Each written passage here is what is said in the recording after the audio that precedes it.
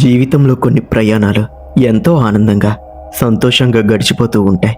కానీ కొన్ని ప్రయాణాలు మాత్రం ఎప్పటికీ మర్చిపోలేని కొన్ని భయంకరమైన అనుభవాలను ఇస్తుంది. ఈ స్టోరీలో చెప్పబోయే ప్రతి ఒక్క ఇన్సిడెంట్ కూడా చాలా భయంకరంగా ఉంటుంది. సో ఎక్కడ కూడా స్కిప్ చేయకుండా ఈ వీడియోను చివరి వరకు చూసి మన వైవి దయ్యాలదారి ఛానల్ని సబ్స్క్రైబ్ చేసుకొని బెల్ని ఆల్లో పెట్టుకోండి. ఇంకా ఎలాంటి ఆలస్యం చేయకుండా మనమైతే స్టోరీలోనికి వెళ్ళిపోదాం. ఆంధ్రప్రదేశ్ ఒరిస్సా సరిహద్దుల్లో ఉండే ఒక చిన్న పల్లెటూరు మల్లవరం. ఆ ఊరికి ఒక ప్రత్యేకమైన వాతావరణం ఉంటుంది. చుట్టూ కూడా పచ్చని కొండలు, వాటి మధ్యలో నుంచి ప్రవహించే ఒక చిన్న వాగు, ఊరి చివరన దట్టమైన చెట్లతో నిండిన ఒక పాత శ్మశానం.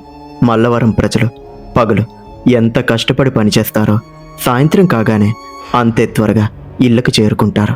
వ్యవసాయం, అడవి ఉత్పత్తుల మీద ఆధారపడి బ్రతికే ఆ ఊరిలో అసలు మోడర్న్ ప్రపంచపు పోకడలు ఇంకా పూర్తిగా రాలేదు. ఆ ఊరిలో ఆటో నడుపుకుంటూ జీవనం సాగించే యువకుడు సూరి. వయసు 30 ఏళ్ళుంటాయి. సూరి ఆలోచనలు చాలా స్పష్టంగా ఉంటాయి. గుడ్డి నమ్మకాలను, ఊరి జనాలు చెప్పుకునే కథలను వాడు అస్సలు నమ్మడు. ప్రతిదానికి ఒక కారణం ఉంటుందని, వాస్తవాలను మాత్రమే నమ్మాలని అతను వాదన చేసే రకం. తన పాత ఆటోను ఎంతో శుభ్రంగా ఉంచుకుంటూ, ఎవరితోనూ గొడవలకు పోకుండా తన పని తాను చూసుకునే ఒక సాధారణమైన యువకుడు. ఆ రోజు శ్రావణ మాసం 3వ వారం. ఉదయం నుండే ఆకాశం మబ్బుపట్టి ఉంది. వాతావరణం బాగా చల్లబడిపోయింది. మధ్యాహ్నం మొదలైన చిరుజల్లు సాయంత్రానికి ఒక మోస్తారు వర్షంగా మారింది. రాత్రి 8 గంటలకల్లా పక్క ఊరు నుండి వచ్చే చివరి బస్సు రావడం ఆలస్యం కావడంతో సూరి ఆటో స్టాండ్లోనే ఉండిపోయాడు. బస్సు వస్తే ఎవరైనా ప్రయాణికులు దిగుతారేమో, వాళ్ళను ఊళ్ళోనికి తీసుకుని వెళ్తే ఈ రోజుకు కాస్త అదనంగా రాబడి వస్తుందని అతని యొక్క ఆశ. సమయం రాత్రి 11 గంటలు దాటుతోంది. వర్షం తగ్గే సూచనలు కనిపించడం లేదు. పైగా ఉధృతి పెరుగుతోంది. చెట్ల కొమ్మలు వాతావరణంలోని మార్పులకు అటు ఇటు వేగంగా కదులుతున్నాయి. నేల మీద పడుతున్న వాన చినుకులు మట్టిలో కలిసిపోయి ఒక కమ్మటి తడిమట్టి వాసన చుట్టుపక్కల వ్యాపిస్తోంది. ఊరిలోని రోడ్లన్నీ బురదమయంగా మారాయి. వీధుల్లో ఒక్క మనిషి కూడా కనిపించడం లేదు. ఎలాంటి అలికిడి లేదు. కేవలం వర్షం పడుతున్న చప్పుడు మాత్రమే వినిపిస్తోంది. బస్సు ఇక రాదని నిర్ధారించుకున్న సూరి తన ఆటో ఇంజిన్ స్టార్ట్ చేసి తన ఇంటి వైపు మెల్లగా బయలుదేరాడు. ఆటో అలా ముందుకు వెళ్ళిపోతూ ఉంది. ముందున ఉన్నటువంటి వైపర్లు అద్దం మీద నీటిని అటు ఇటు తుడుస్తూ ఉండగా సూరి దృష్టి రోడ్డు మీద ఉన్న గుంతలను తప్పించడం మీద అలానే దృష్టి ఉంది. ఊరి మధ్యలో ఉన్న రామాలయం దాటి పంచాయతీ ఆఫీసు మలుపు తిరుగుతున్న ఆ సమయంలో హెడ్ లైట్ వెలుతురులో రోడ్డు పక్కన ఎవరో నిలబడి ఉన్నట్లు కనిపించింది. వర్షంలో తడుస్తూ ఆటోను వాపుతూ చేయి చూపిస్తోంది ఒక యువతి. వయసు సుమారు 25 ఏళ్ళు ఉండొచ్చు. సాధారణమైన చుడీదార్ వేసుకుని ఉంది. చేతిలో గొడుగు లేదు. తల వెంట్రుకలు వానకు తడిచిపోయి ముఖం మీద పడుతూ ఉన్నాయి. సూరి కొద్దిగా బ్రేక్ వేసి ఆటోను ఆమె పక్కన ఆపాడు. ఎక్కడికి వెళ్ళాలమ్మా? ఈ రాత్రిపూట ఇలా వానలో తడుస్తూ ఇలా నిలబడ్డారు అని అడిగాడు. ఆమె ముఖంలో ఎలాంటి ఆందోళన లేదు. చాలా ప్రశాంతంగా మామూలుగా ఇలా అనింది. అన్న, ఊరు బయట ఉన్న ఆ శ్మశానం వైపు కొద్దిన ముందుకు వెళ్తే ఒక పాత ఇటుకల బట్టి ఉంటుంది కదా, అక్కడి వరకు దింపుతావా అని అడిగింది. సూరికి కొంచెం ఆశ్చర్యం వేసింది. రాత్రి 11:30 అవుతోంది. అది ఊరు బయట ఉన్న ప్రాంతం. చుట్టుపక్కల ఇల్లు కూడా సరిగా ఉండవు. కానీ సూరి వాస్తవాలను నమ్మే మనిషి కాబట్టి బుర్రలో ఎలాంటి పిచ్చి ఆలోచనలు పెట్టుకోలేదు. అక్కడ ఇల్లే ఉండవు కదమ్మా. పైగా ఈ వర్షంలో రోడ్డు మొత్తం బురదగా ఉంటుంది. ఆటో వెళ్ళడం చాలా కష్టం అని అన్నాడు. ఆమె వెంటనే, మా బంధువుల ఇల్లు ఆ పొలాల వెనకే ఉందన్న. నేను టౌన్ నుండి బస్సులో వద్దామనుకున్నాను. కానీ బస్సు మార్గం మధ్యలో పాడైపోయింది. వేరే దారి లేక పక్క ఊరి వాళ్ళ ట్రాక్టర్ ఎక్కి ఈ ఊరి జంక్షన్ వరకు వచ్చాను. అక్కడి నుండి నడుచుకుంటూ వెళ్దామనుకున్నాను. కానీ వర్షం ఎక్కువైంది. చాలా అవసరమన్నా, దయచేసి కాదనుకో, అడిగిన డబ్బులు ఇస్తాను అని చాలా స్పష్టంగా వివరించింది. ఆమె చెప్పిన దాంట్లో సూరికి ఎలాంటి వింత కనిపించలేదు. బస్సులు పాడవడం ఈ పల్లెటూళ్ళలో బాగా మామూలు. పైగా అదనపు డబ్బులు ఇస్తానడంతో సూరి మనసు కొద్దిగా కరిగింది. సరే ఎక్కండమ్మా అని చెప్పాడు. ఆమె ఆటో వెనుక సీట్లో కూర్చుంది. సూరి గేర్ మార్చి ఆటోను ముందుకు పోనిచ్చాడు. ఆటో ఊరి పొలిమేరలు దాటుతోంది. వర్షపు తీవ్రత ఏమాత్రం తగ్గలేదు. ఆటో ఇంజిన్ చప్పుడు తప్ప ఇంకే శబ్దమూ లేదు. ప్రయాణంలో వాతావరణం చాలా సాధారణంగా ఉంది. సూరి అద్దం గుండా వెనక్కి చూశాడు. ఆమె తన చేతిలో ఉన్న ఒక చిన్న బట్టల సంచిని ఒడిలో పెట్టుకొని బయటకు చూస్తోంది. ఏమా, టౌన్ నుండి వస్తున్నానన్నా, అక్కడ ఏమైనా ఉద్యోగం చేస్తున్నావా అని మాట కలిపాడు సూరి. అవునన్నా, ఒక చిన్న ప్రైవేట్ స్కూల్లో టీచర్గా చేస్తున్నాను. ఊళ్ళో మా అమ్మకు కొద్దిగా జ్వరం అని తెలిస్తే ఈరోజు సెలవు పెట్టి ఇలా బయలుదేరాను అని బదులిచ్చింది. ఆమె మాటలు, ఆమె ప్రవర్తన అచ్చం ఒక సామాన్యమైన బాధ్యత గల మధ్యతరగతి అమ్మాయిలాగే ఉంది. ఏ రకమైన అనుమానానికి తావులేదు. సూరి తన ఆలోచనలో పడ్డాడు. పాపం, తల్లికి బాలేదని ఇంత రాత్రిపూట ఈ వానలో ఒంటరి ప్రయాణం చేస్తోంది. ఇలాంటి వాళ్ళని చూస్తే నిజంగా గౌరవం వేస్తుంది అని అనుకున్నాడు. అలా ముందుకు వెళ్తూ ఉంటే కుదుపులు ఎక్కువవుతూ ఉన్నాయి. ఆటోలైట్ల వెలుతుల్లో రోడ్డుకు ఇరువైపులా ఉన్న పొలాలు, ఎత్తైన తాటి చెట్లు మాత్రమే కనిపిస్తున్నాయి. చుట్టూ కూడా చిమ్మని చీకటి. వాతావరణంలో చలి కూడా ఉంది. మరో 10 నిమిషాల ప్రయాణం తర్వాత ఆటో శ్మశానం ఉన్న ఆ ప్రాంతానికి చేరుకుంది. అది మల్లవరం ఊరికి దూరంగా వాగు ఒడ్డున ఉన్న పాత శ్మశానం. పగటిపూట కూడా అటువైపు పెద్దగా ఎవరూ వెళ్ళరు. దాని పక్కనుండే మట్టి రోడ్డు గుండా ముందుకు వెళ్తే ఆమె చెప్పిన ఇటుకల బట్టి దాని వెనుక ఉన్న పొలాలు వస్తాయి. అన్న, ఆటో ఇక్కడ ఆపు అని చెప్పింది ఆ అమ్మాయి. సూరి ఆటోను రోడ్డు పక్కన ఉన్న ఒక పెద్ద మర్రి చెట్టు కింద ఆపాడు. వర్షం ఇంకా పడుతూనే ఉంది. ఇక్కడేంటి, ఇంకా ముందుకు వెళ్ళాలి కదా అని అడిగాడు సూరి. ఇక్కడ నుండి రోడ్డు సరిగ్గా ఉండదన్నా, బురదలో ఆటో దిగబడిపోతుంది. నేను నడుచుకుంటూ వెళ్తాను, మీరు 1 నిమిషం ఇక్కడే ఉండండి. నా పర్సు మా బంధువులు ఇంట్లో ఉంది. నేను లోపలికి వెళ్ళి డబ్బులు తీసుకొని వస్తాను అని చెప్పింది. సూరి కొద్దిగా సందేహించాడు. చీకటిగా ఉంది కదమ్మా, పైగా వాన. నేను ఆటోలోనే ముందుకు వస్తాలే, మీ ఇంటి వరకు దింపుతాను అని అన్నాడు. వద్దులే అన్న, నేను వెళ్ళగలను. మీరు ఇక్కడే ఆటోలో ఉండండి. కేవలం 1 నిమిషం, నేను వెళ్ళి డబ్బులు తీసుకొని వెంటనే వస్తాను అని చెప్పి ఆటో దిగింది. ఆమె మాటల్లో ఉన్న నమ్మకం చూసి సూరి సరేనని తలూపాడు. ఆమె మెల్లగా ఆ వానలో రోడ్డు పక్కన ఉన్న మట్టిదారి గుండా నడుచుకుంటూ శ్మశానం వైపు ఉన్న చీకట్లోనికి వెళ్ళిపోవడం మొదలుపెట్టింది. అది సూరి చూశాడు. ఆటో ఇంజిన్ ఆఫ్ చేశాడు సూరి. చుట్టూ ఎవరూ లేరు. కేవలం వర్షపు దారలు, ఆటో రేకుల మీద పడుతున్న శబ్దం. చలికి వణుకు వస్తుంటే మెడలో ఉన్న తువ్వాలను తలకి చుట్టుకొని మీటర్ వైపు చూస్తూ ఆమె కోసం ఎదురు చూడడం మొదలుపెట్టాడు. అతనికి అప్పటి వరకు ఎలాంటి భయమూ లేదు. కేవలం డబ్బులు తీసుకొని త్వరగా ఇంటికి వెళ్ళిపోవాలనే తొందర తప్ప. ఆటోలో కూర్చున్న సూరి కళ్ళు మీటర్ పక్కన ఉన్న చిన్న గడియారం మీద పడ్డాయి. సమయం 12 కావస్తోంది. ఆ అమ్మాయి డబ్బులు తీసుకురావడానికి వెళ్ళి అప్పటికి 20 నిమిషాలు దాటిపోయింది. ఆకాశానికి చిల్లులు పడ్డాయా అన్నంత భీకరంగా వాన కురుస్తూనే ఉంది. ఆటో రేకుల మీద పడుతున్న వర్షపు చుక్కల చప్పుడు కర్ణ కఠోరంగా వినిపిస్తోంది. చుట్టూ కారు చీకటి. ఆటో హెడ్లైట్ల వెలుతుల్లో కేవలం కురుస్తున్న వానదారలు, రోడ్డు పక్కన ఉన్న బురదనీటి గుంటలు మాత్రమే కనిపిస్తూ ఉన్నాయి. సూరి మనసులో ఒక రకమైన అసహనం మొదలైంది. 1 నిమిషం అని చెప్పి అప్పుడే అరగంట అయిపోతుంది. ఈవిడెవరో మనిషి కానట్టుంది. ఎంత అవసరమైతే మాత్రం మరి ఇంత నిర్లక్ష్యమా అని అనుకున్నాడు. ఒక పక్క చలికి దేహం వణుకుతోంది. వాస్తవాలను మాత్రమే నమ్మే సూరి బుర్రలో ఆమెకు ఏమైనా ఆపద వచ్చిందేమో అన్న ఆలోచన కూడా మొదలైంది. బహుశా బురదలో జారి పడిపోయిందా, లేక కరెంట్ లేని ఆ పాత ఇంట్లో ఏమైనా ఇబ్బంది పడుతుందా? ఇక లాభం లేదనుకొని సీటు కింద ఉన్న పాత టార్చ్ లైట్ తీశాడు. ఆటో ఇంజిన్ ఆపకుండా అలాగే ఉంచాడు. దేనికైనా మంచిది, వెలుతురు ఉంటుంది కదా అని ఆటో లైట్లను ఆ శ్మశానం దారి వైపు తిప్పి ఉంచాడు. తన ఆటో ఎప్పుడు తనను అస్సలు మోసం చేయదు. ఒక యంత్రంలా అది తన మాట వింటుంది అన్న నమ్మకం అతనికి ఉంది. బండి దిగి గొడుగు లేకపోవడంతో తన మెడలో ఉన్న ఆ తువ్వాలను తల మీద కప్పుకొని చేతిలో టార్చ్ లైట్ వేసుకొని ఆ అమ్మాయి వెళ్ళిన మట్టిదారి వైపు మెల్లగా నడవడం మొదలుపెట్టాడు. అది ఊరి శ్మశానం. దారి పొడవునా ఇరువైపులా పెద్ద పెద్ద చెట్లు, మర్రి చెట్లు దట్టంగా పెరిగి ఉన్నాయి. చీకట్లో ఆ చెట్ల ఆకారాలు చాలా భయంకరంగా ఉన్నాయి. అడుగు తీసి అడుగు వేస్తుంటే కాలికి బురద అంటుకొని బరువుగా మారుతోంది. వాతావరణం పూర్తిగా చల్లబడిపోయింది. అలా శ్మశానం దారిలో ముందుకు వెళ్తూ ఉంటే పాత సమాధులు, కాలిపోయిన కట్టెలు, వర్షానికి తడిచిపోయిన మట్టి కుండలు అక్కడక్కడ కనిపిస్తున్నాయి. ఏమ్మా, ఎక్కడున్నావు అని గట్టిగా అరిచాడు సూరి.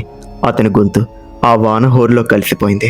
మరో 2 అడుగులు ముందుకు వేయగానే టార్చ్ లైట్ వెలుతుల్లో అతనికి ఒక దృశ్యం కనిపించింది. శ్మశానం మధ్యలో ఉన్న ఒక పెద్ద చెట్టు కింద ఒక పచ్చి మట్టి దెబ్బ ఉంది. అది చూస్తే అప్పుడే ఎవరో కొత్తగా పూడ్చిపెట్టిన సమాధిలా ఉంది. ఆ మట్టి దెబ్బ మీద ఆ అమ్మాయి కూర్చొని ఉంది. ఆమె వీపు సూరి వైపు ఉంది. తల దించుకొని కదలకుండా ఒక బొమ్మలా కూర్చొని ఉంది.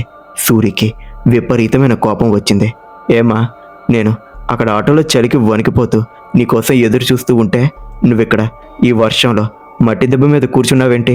డబ్బులు తెస్తానని చెప్పి ఎక్కడేం చేస్తున్నావు? పిచ్చి పట్టిందా ఏంటి అంటూ అరుస్తూ 2 అడుగులు ముందుకు వేశాడు. ఆమె నుండి ఎలాంటి స్పందన లేదు. తల తిప్పి చూడలేదు, మాట లేదు. చుట్టూ కురుస్తున్న వాన నీరు ఆమె ఒంటి మీద నుండి జారిపోయి మట్టిలో కలిసిపోతూ ఉంది. నీకు వినబడట్లేదా? రా వెళ్దాం. నాకు డబ్బులు కూడా వద్దు. నిన్ను మళ్ళీ ఊళ్ళో వదిలేసిపోతాను. లెగు ముందు. ఇక్కడ ఎక్కువసేపు ఉండడం అంత మంచిది కాదు అంటూ టార్చ్ లైట్ ఆమె ముఖం మీద పడేలా ఫోకస్ చేశాడు సూరి. అప్పుడే జరిగింది ఆ భయంకరమైన సంఘటన. అప్పటి వరకు స్థిరంగా ఉన్న ఆ మట్టి దెబ్బ అకస్మాత్తుగా లోపలికి కుంగిపోవడం మొదలైంది. ఎవరో అదృశ్య శక్తులు ఆమెను కింద నుండి భూమి లోపలికి లాగుతున్నట్లుగా ఆమె శరీరం మెల్లగా ఆ పచ్చి మట్టిలోనికి దిగిపోతోంది. ఆమె ఒక్కసారిగా గట్టిగా కేకలు వేసింది.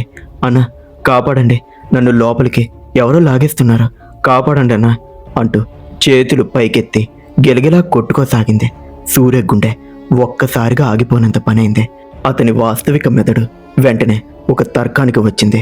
భారీ వర్షం వల్ల భూమి వదిలైపోయి సింహోల్లాగా ఏర్పడి ఉంటుందని, ఆమె ఆ బురద గుంటలో కూరుకుపోతుందని అతను అనుకున్నాడు. తోటి మనిషి ఆపదలో ఉంటే ప్రాణాలకు తెగించైనా కాపాడాలనే పల్లెటూరు మంచితనం వాడిని ముందుకు ఊరికేలా చేసింది. చేతిలో ఉన్న టార్చ్ లైట్ పక్కన పడేసి, భయపడకమ్మా, నేనున్నాను, చెయ్యివ్వు అంటూ పరిగెత్తుకుంటూ వెళ్ళి ఆ మట్టి దెబ్బ అంచున మోకాల మీద కూర్చున్నాడు. అప్పటికే ఆమె నడుము వరకు ఆ పచ్చి బురదలో కూరుకుపోయింది. ఆమె కుడి చెయ్యి పైకి చాపగా సూరి వెంటనే తన 2 చేతులతో ఆ చెయ్యిని గట్టిగా పట్టుకొని పైకి లాగడానికి ప్రయత్నిస్తూ ఉన్నాడు.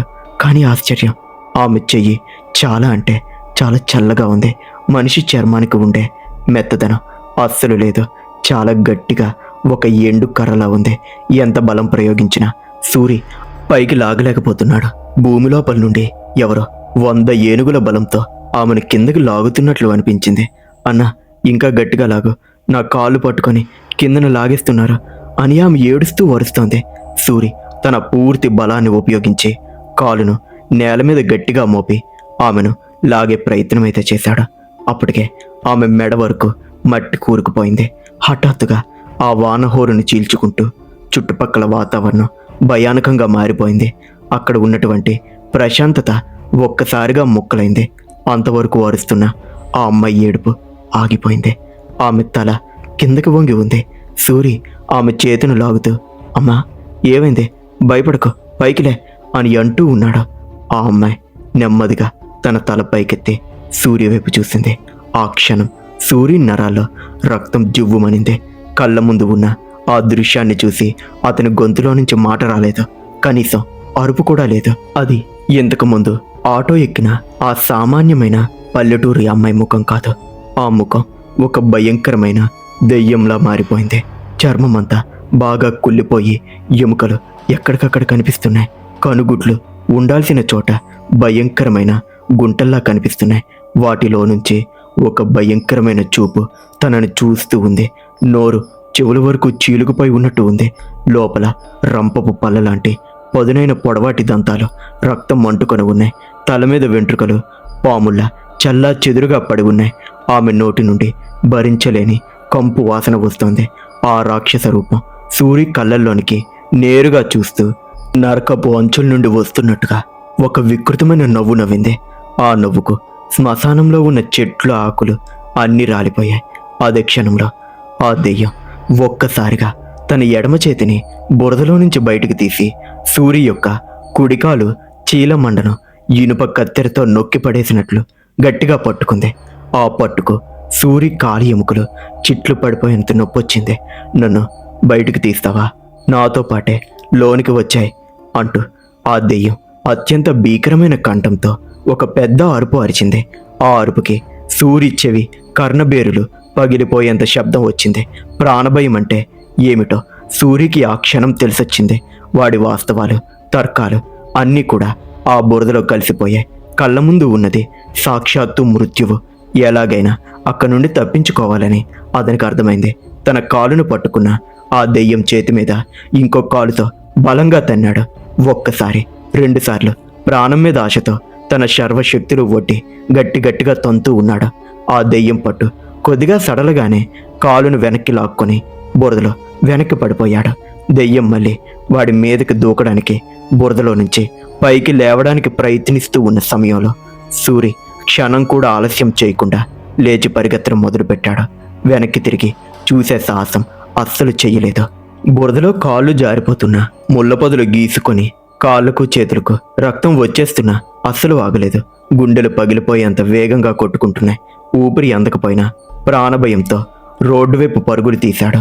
దారిలో పడి ఉన్న టార్చ్ లైట్ తీయాలన్న ఆలోచన కూడా అస్సలు రాలేదు. దూరంగా ఆటో ఇంజిన్ శబ్దం వినపడుతోంది.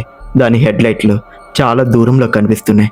తన చుట్టూ ఉన్న ప్రపంచం, ఆ వాతావరణం అంతా తనను ఆ శ్మశానంలోనే బంధించాలని చూస్తూ ఉన్నట్లుగా చెట్ల కొమ్మలు అడ్డు తగులుతూ ఉన్నాయి.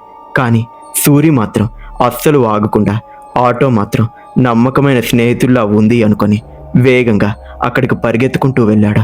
అక్కడికి వెళ్ళి ఆటోలో పడ్డాడు. చేతులు వణుకుతుండగానే స్టీరింగ్ పట్టుకొని గేర్ వేసి యాక్సిలరేటర్ గట్టిగా తిప్పాడు. ఒక్కసారిగా ఆటో గర్జించి ఆటో ఇంజిన్ స్టార్ట్ చేసి ఉంది కాబట్టి వేగంగా బండిని ముందుకు తీశాడు. ఆ బురదలో రోడ్డు మీద టైర్లు వెనక్కి తిరుగుతూ బురదను చిమ్ముకుంటూ ఆటో ముందుకు కదిలింది. వెనుక నుండి ఆ భయంకరమైన రోదన శబ్దాలు ఇంకా వినిపిస్తూనే ఉన్నాయి. అతను బండి తిప్పుతున్నప్పుడు హెడ్లైట్ల వెలుతురు శ్మశానం దారి మీద పడింది. ఆ వెలుతురులో ఆ మట్టి దెబ్బ దగ్గర 20 అడుగుల ఎత్తులో ఉన్న ఒక భయంకరమైన నల్లటి ఆకారం నిలబడి అతని ఆటో వైపు చేతులు చాపి ఉండడం సూరి కంటపడింది. దాని భయంకరమైన అరుపులు ఆటో ఇంజిన్ శబ్దాన్ని మించి వినిపిస్తున్నాయి. సూరి గుండె ఆగిపోయినంత పనైంది. ఇక ఒక్క క్షణం కూడా అక్కడ ఉండకూడదని ఆటోను వేగంగా అక్కడి నుండి ముందుకు తీసుకొని మల్లవరం ఊరు వైపు రయ్యను దూసుకొని వెళ్ళిపోయాడు. ఆ చీకటిని, ఆ మృత్యువును దాటుకొని ఆటో సురక్షితంగా రోడ్డు మీద పడింది. ఆ రాత్రి సూరి బ్రతికి బయటపడ్డాడు. కానీ వాడు నమ్మిన వాస్తవాలు, తర్కాలు ఆ శ్మశానం మట్టి దెబ్బలోనే కూరుకుపోయాయి. ప్రపంచంలో మనం చూడలేని, మన ఊహకు అందని భయంకరమైన నిజాలు ఎన్నో ఉన్నాయని ఆ రాత్రి అతనికి స్పష్టమైంది. ఊరికి చేరుకునే వరకు అసలు అతని కళ్ళ ముందు జరిగినదంతా నిజమా అబద్ధమా అనేది అస్సలు అర్థం కాలేదు. కానీ తన కళ్ళ ముందు మాత్రం ఆ భయంకరమైన ఆ దెయ్యం ముఖమే అలా కనబడుతూనే ఉంది. ఆ సంఘటన మల్లవరం ఊరి చరిత్రలో మరో భయానక అధ్యాయంగా మిగిలిపోయింది. చూశారు కదా, ఇది ఇవాల్టి స్టోరీ. ఇలాంటి మరిన్ని స్టోరీస్ కోసం ఇప్పుడే మన వైవి దెయ్యాల దారి ఛానల్ని సబ్స్క్రైబ్ చేసుకొని బెల్ని ఆన్లో పెట్టుకోండి. మరొక స్టోరీతో మళ్ళీ కలుద్దాం. అంతవరకు సెలవు. ఉంటాను.